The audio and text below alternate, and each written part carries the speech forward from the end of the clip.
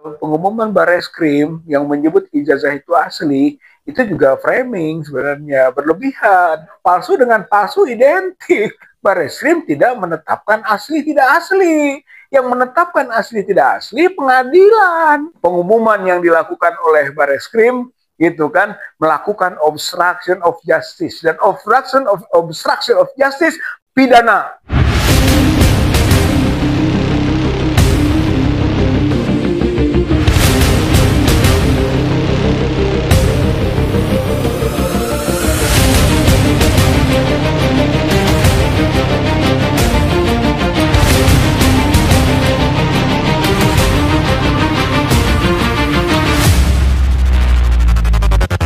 Kalau yang di Polda kan dia pelapor, dia di BAP sudah yang disebut dengan 22 pertanyaan gitu kan, atau berapa pertanyaan, 30 berapa itu kan, sudah dia BAP pertama. Cuman cepet dan luar biasa. Hari itu 31 April dia melapor, kemudian hari itu di BAP, hari itu juga keluar surat perintah penyelidikan.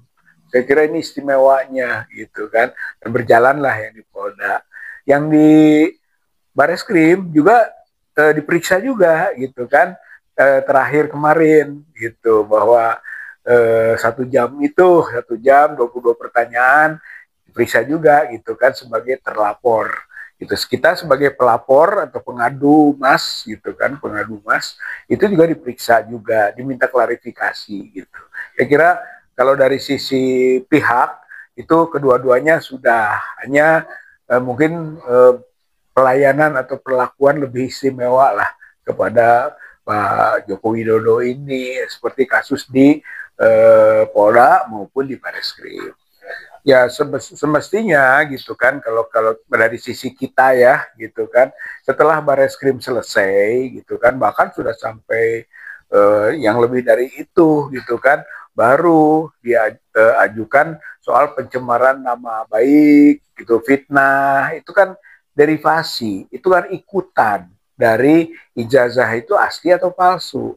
Sebenarnya pengumuman Bareskrim yang menyebut ijazah itu asli, itu juga framing sebenarnya, berlebihan.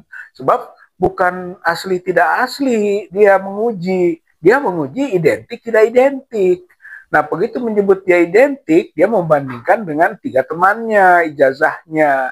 Itu nggak jelas juga siapa ketiga teman itu, bagaimana kondisi ijazahnya. Kalau ijazahnya ini andai palsu, maka identik pasti gitu kan, palsu dengan palsu identik gitu. Tapi kalau misalnya ini betul asli temannya, mungkin baru bisa. Nah, yang kita tuntut transparansi gitu. TPUA sebetulnya menuntut transparansi. Kalau memang komparasi perbandingan antara temannya dengan dia untuk disebut identik tidak identik gitu kan, ya kira harus transparan. Nah, taruhlah sekarang identik, identik tidak sama dengan otentik gitu. Sementara yang sekarang dikembangkan kemana-mana, ijazah Pak Jokowi itu asli menurut Bareskrim. Kata siapa?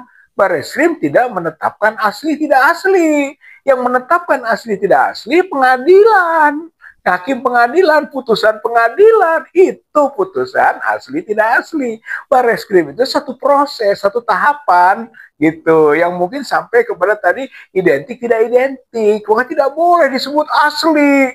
Itu maksudnya kenapa TPUA kemudian meminta gelar perkara ulang, atau dalam bahasa hukum gelar perkara khusus berdasarkan Perkapolri 6 tahun 2019 gitu, pasal 3133 itu gitu. Kenapa? Karena seharusnya pada waktu gelar perkara kemarin gitu kan, itu harus lengkap, termasuk Dr. Rismon, Dr. Roy Suryo harusnya diminta klarifikasinya, nggak perlu sebagai ahli, sebagai pihak saja dulu diminta, tapi ternyata tidak.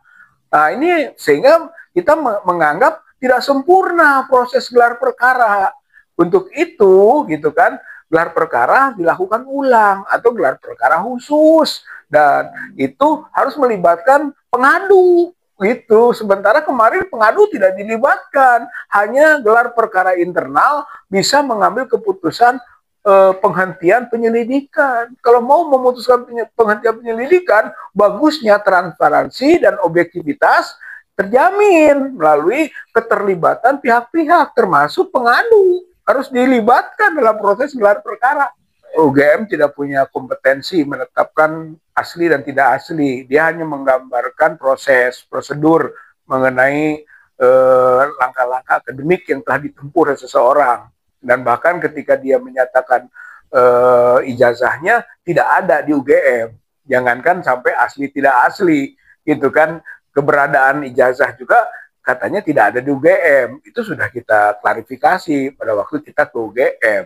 Adanya di Pak Jokowi, makanya kita datang ke Pak Jokowi. Begitu Pak Jokowi ditanya, nggak mau memberikan, gitu kan. Sehingga terus misteri, gitu. Si ijazah ini menjadi misteri. Nah, ketika misteri inilah kita masuk ke Bareskrim. Dan ternyata Bareskrim menghentikan. Lalu yang penting, itu boleh saja kewenangan Bareskrim atau kepolisian menghentikan. Tapi tidak boleh menetapkan asli tidak asli. Dia hanya sebatas tadi, identik tidak identik. Berarti komparasi. Komparasi dengan ijazah yang lain. Apakah random enggak? Teman-temannya itu atau teman-teman tertentu yang sudah punya dokumen-dokumen tertentu juga gitu kan, sehingga bisa saja hasilnya menjadi tidak maksimal. Iya, sebetulnya dia punya kewenangan penyidik atau penyelidik itu menghentikan atau melanjutkan gitu kan berdasarkan temuannya. Cuman temuannya ini yang kita lihat tidak maksimal. Begitu.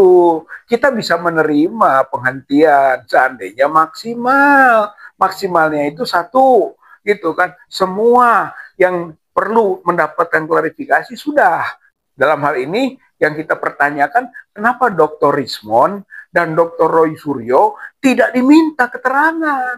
Padahal TPUA itu memasukkan bukti-bukti video-video Dr. Rismond dan Dr. Roy Suryo. Tapi kenapa tidak dipanggil, tidak diminta penjelasan? Nah itu sebetulnya. Sehingga kita anggap bahwa proses gelar perkara, proses pemeriksaan ketika penyelidikan tidak maksimal.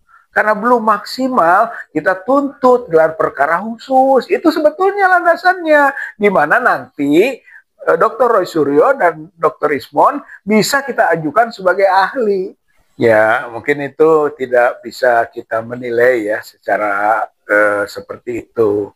Tapi itu kan gejala-gejala yang mungkin dibacanya oleh publik, gitu kan. Hal yang wajar, bahkan bukan hanya soal gestur, tapi juga asumsi-asumsi tentang polisi yang membantu Jokowi kan juga kuat, gitu. Pandangan seperti itu di masyarakat, gitu kan. Bahkan sampai kepada tingkat kepercayaan publik kepada polisi besar atau tidak, itu kan menjadi pertanyaan juga, sehingga gitu kan ya muncul gitu kan yang bisa terkait berujung pada gestur gitu. Tapi gestur itu memang bukan menjadi objek penilaian kita gitu. Ya sebenarnya kalau dari sisi kita itu ya secara substansi berbasis pada dugaan kita kan, dugaan ijazah palsu harus diuji, mulai pengujian pengadilan perdata, pengadilan pidana, pendampingan, itu kan masuk Bareskrim, datang ke Jogja,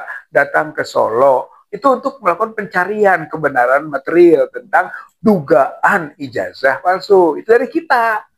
Sementara Sandi itu memastikan ijazah asli. Itu ijazah asli kemudian dianalisis oleh Dr. Suryo. Gitu kan. Kalau itu yang ijazah asli, maka dugaan palsunya ijazah makin kuat. Gitu gambarannya.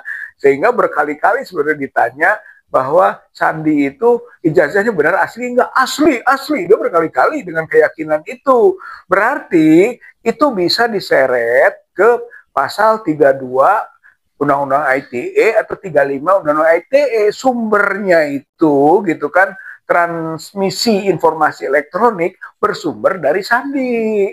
Makanya dia dilaporkan. Gitu. Mungkin laporan itu sebenarnya tidak bisa dalam bentuk klarifikasi. Kalau sudah laporan dia terlapor. Gitu. Sebagai terlapor ya harus dikejar dengan saksi-saksi, bukti-bukti yang mungkin nanti kena atau tidak rumusan delik pasal 32 dan 35 Undang-Undang ITE. Ya sebenarnya iya dosa kita menyatakan itu palsu. Sama dengan itu asli. Sama. Makanya kita berangkat awalnya dugaan keras bahwa itu palsu. Sehingga dicari. Kalau Sandi nggak nyari lagi. Gitu. Oleh karena itu, maka dia bisa kena gitu kan tuntutan berbasis pada pasal tadi 3235 bisa dia. Gitu. Oh, kalau saya melihat kalau sudah dinyatakan gitu kan asli oleh Bareskrim, nggak usah takut lagi. Iya kan, harusnya dia kan sudah diproteksi oleh lembaga yang namanya Bareskrim Mabes Polri. Sekarang dia tunjukkan dong, enak aja. Ini saya sudah dinyatakan asli, maka nggak usah ragu lagi, wahai rakyat Indonesia, gitu kan? Ini gitu. Nah, berani nggak? Jadi nggak boleh lagi berdalil atau berdalih hanya pengadilan yang bisa memerintahkan. Nggak usah, kan sudah dibantu oleh Bareskrim. Asli, gitu kan? Asli, gitu. Nah, tunjukkan. Atau Bareskrim, gitu. Karena dia sudah menyatakan, dia tunjukkan. Yang ditunggu oleh rakyat, oleh masyarakat, oleh bangsa Indonesia adalah penunjukan ijazah itu oleh siapapun termasuk yang bersangkutan. Ya itu menjadi prasangka yang sangat wajar akhirnya gitu kan. Kenapa?